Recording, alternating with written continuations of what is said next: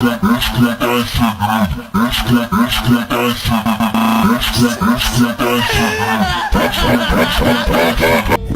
up to reality.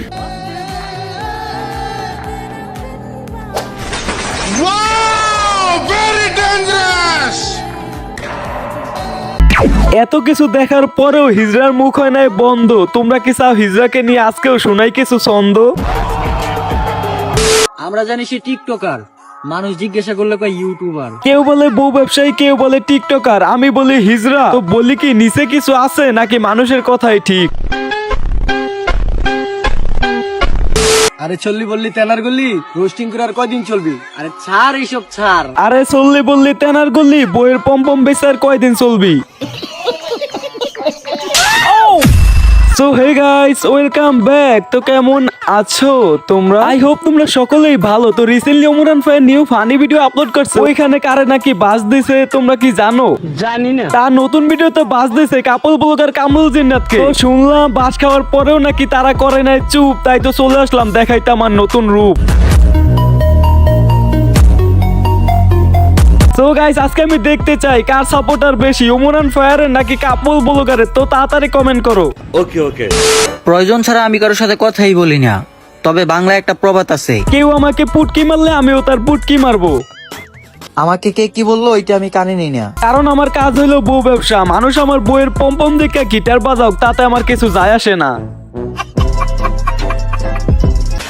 আমি সেই রাস্তায় চলি যেই রাস্তায় কখনোই মানুষ যায় না। হ্যাঁ ঠিকই বলছস, তুই হইলো কুত্তা। কুত্তা কাত্তা ছাড়া ভালো মানুষ কখনো বউ ব্যবসা করে না। আর কুত্তা কাত্তা যে রাস্তায় চলে ওই রাস্তায় কখনো ভালো মানুষ যায় না। ঠিক বলেছো।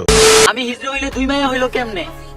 আরেকটা কথা, আমি হিজড়া দেখে ছেলে হইয়া মেয়ে সাজি ইউ কামানের জন্য। ওরে বাবা রে বাবা, গোয়া মারছে রে। আচ্ছা বুঝলাম তোর পাওয়ার আছে, তার জন্য তো দুইটা মায়া হইছে। এখন কথা হইলো তুই যে ভিডিওতে অ্যাটিটিউড ডায়লগ গুলা দেস, আমার প্রত্যেকটা ভিডিওর পাশে দেখি তোর বউকে দাঁড়া করে রাখোস, এইটার মানেটা তো আমি বুঝলাম না। ঠিক বলেছো।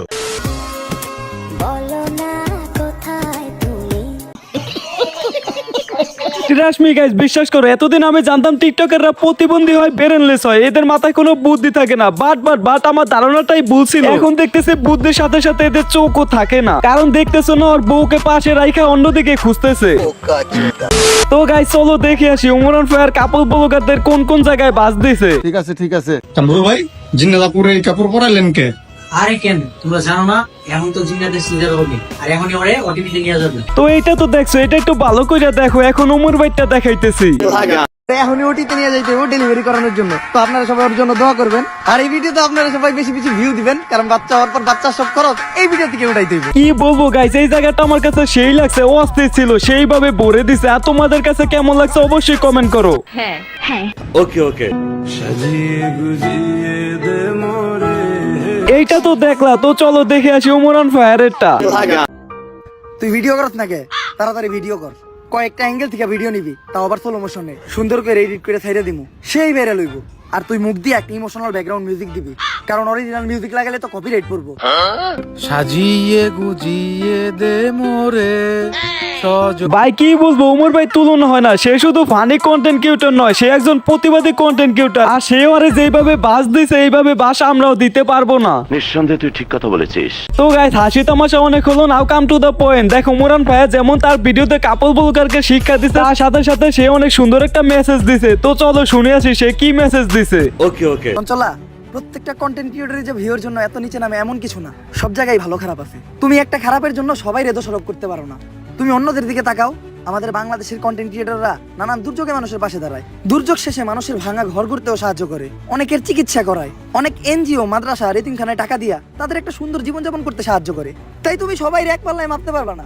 সবসময় এটা লক্ষ্য রাখবা, দরকার পড়লে যে অপরাধী সে একটু কম শাস্তি পাক, কিন্তু কখনো যেন একটা নিরপরাধ মানুষ শাস্তি না পায়। তো গাইস ওমর ভাই অনেক সুন্দর একটা মেসেজ দিছে, অনেক সুন্দর কথা বলছে। তো আমরা সবাই তার কথা মতো চলার চেষ্টা করি। সঠিক বলেছেন। সো গাইস এই ছিল আজকের ভিডিওটা কেমন হয়েছে কমেন্ট করো, ভালো লাগলে লাইক করো, চ্যানেলে নতুন হলে চ্যানেলটা সাবস্ক্রাইব করো, ফেসবুকে হলে পেজটা ফলো করো। তো আজকের মতো বিদায় নিচ্ছি, টিল দেন, বাই বাই, আল্লাহ হাফেজ।